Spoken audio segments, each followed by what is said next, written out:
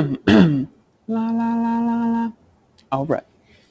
Okay, so today we are going to be looking at urbanization, taking a focus at American cities in the late 1800s, the early 1900s, picking up where we left off with immigration yesterday, continuing some of those themes, and to look more closely at what exactly is happening in our cities.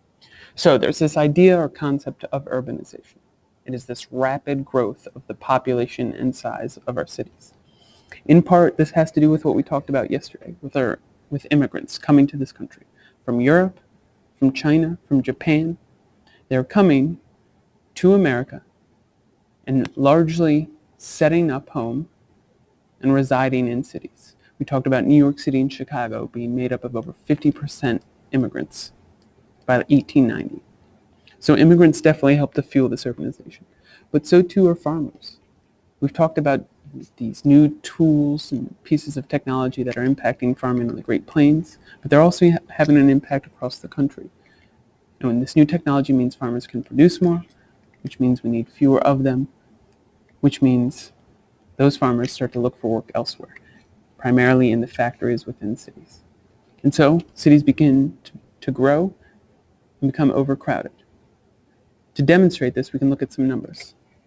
If we look at New York City's population in 1860, 800,000 people. But by 1900, just 40 years later, that number is already 3.5 million people. That is a massive amount of growth. Chicago, you see growth as well, not as significant, but 1860, 109,000, and by 1900, 1.6 million people. We tend to define a place as urban if it has 2,500 people or more. By 1840, there were only 131 cities in the country that met that mark. By 1900, there were over 1,700. Massive, massive growth. If you look at the chart on the left-hand side of your screen, you see data of rural and urban population. Rural being out in the country, in an area with less than 2,500 people.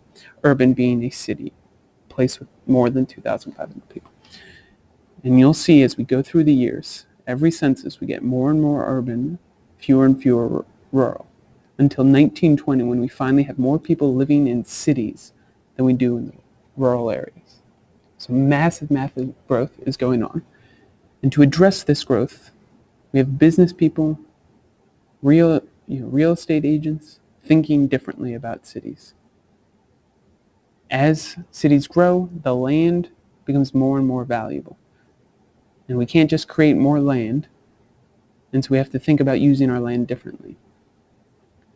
We have this new product, steel, relatively new, coming out of the Bessemer process, and people start to incorporate that into buildings. And so you start seeing skyscrapers, these tall buildings that instead of building out, they were built up, using steel to build the frame of the building to make them strong enough to go higher in the sky. And so in part, skyscrapers are a result of this massive, massive growth of urban populations. With these urban populations, there are a number of problems that arose. One of which was housing. There were shortages. With so many people moving into the city in such a short amount of time, where were they going to live?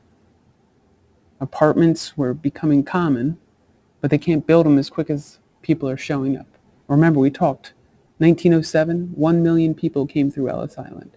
That's 2,700 people a day. And those people are going into the city and are going to have somewhere to live. So housing becomes a major issue, and we start to see a new type of housing come forth. And that's called the tenement housing. And this is a multifamily urban house that is often overcrowded and leads to unsanitary conditions. Multiple people packed into one room where they sleep, but they also cook. There's improper ventilation. There's not necessarily a window, which means you can't get fresh air in, but it's also not safe if there were ever an incident. You can see in these pictures just how crowded and dirty and unsanitary these spaces were. Small, tight, cramped. You see the stove in the far right corner. What happens if a fire breaks out of that stove? Or think of the smoke coming from the stove as cooking happens. These are dangerous and unsanitary living situations. On the top left-hand picture, you see how many people were crowded into a room. You'd see shifts of people sleeping in a house. And on the right-hand side, you see clotheslines, just demonstrating how massive these apartment complexes were, with all the clotheslines hanging in between. So housing was one problem. Another was getting around. With so many people moving to and from work in these major metropolitan areas, and the question was, how are we going to move them? You would see massive traffic jams, streets congested. And so cities started to work to address this through the use of mass transit. These public transportation systems that were designed to move people quickly and efficiently across prefixed routes. So we saw this in New York City with the development of the subway. Chicago has its own public transportation and raised line. And these continued to grow and be more and more in high demand in these major cities. Also a major issue in cities was sanitation. People need safe drinking water. And as you have so many people coming to a city, the previous drinking water lines were not sustainable, could not meet the demand that all these new people brought. So it's tough to get safe drinking water to everyone. There was no such thing as trash collection for people who would come pick up your trash. So people would literally just leave it on the street, throw it out their windows. While mass transit systems were being developed, horses were still primary way people got around at the time. These horses have to relieve themselves, and they do it on the street. And cities don't have any infrastructure built for cleaning up after them, so it just pile up. Same for human waste. You would see sewage just flowing in the streets. It took a while, but cities finally caught on to this, and by 1900 you see many cities building sewers and creating sanitation departments to deal with these issues. But to just drive home how serious these issues were, look at the picture on the left-hand side.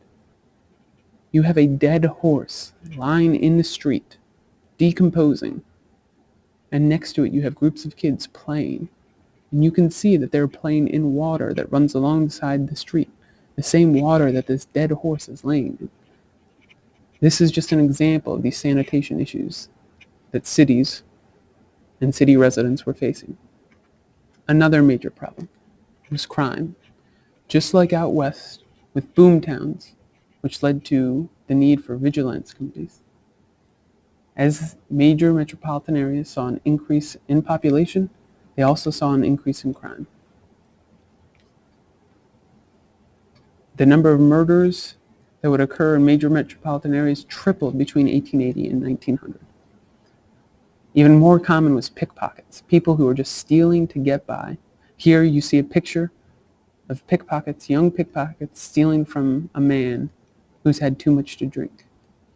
And as these crimes continued to be more and more common, police forces, overrun by the population growth of their cities, struggled to keep up. Similarly, an urban problem to which cities did not yet have a solution was fire. Again, we talked about water not being in ready supply, safe drinking water, but it was also limited in terms of putting out fires. And then think of the material that these buildings are made out of, wood. While we've got the light bulbs starting to be implemented, the majority of residences at this time still use candles, kerosene lights to light their apartments. All that is needed is that to simply tip over, and you have yourself a fire. And you don't have sprinkler systems yet, not invented, or not regularly introduced into apartments. Fire departments, paid ones, wasn't created until 1853 in Cincinnati. Before then, it was all volunteer. And so fires wouldn't just destroy a family's life, could destroy a whole apartment, a whole block, or, in the case of Chicago in 1871, practically a whole city. Here, a fire that is believed to have broken out in a barn, either because a cow kicked over a lantern or because a group of men who were gambling blamed a cow for kicking over a lantern. A fire was set off that burned Sunday to Tuesday, killed an estimated 300 people, left 100,000 people homeless, burnt more than 3 square miles of the city, destroyed massive amount of property, including $200 million worth and 17,500 buildings. All of this in a major American city because of the lack of access to water, the lack of a fire department, buildings made of wood, the reliance on kerosene lanterns for light. All of this just helps to show the struggles and the problems that were happening during this massive time of urbanization in our country. Now, these don't fully detail all the problems. It's just an overview. But it goes to show that with growth, the country and cities struggle. And they'll start to think about how can these problems be solved. And in particular, we'll start seeing individuals and politicians attempt to do so. And it's up to us to analyze just how they went about it and whether or not their methods were worthy. But that is for another class.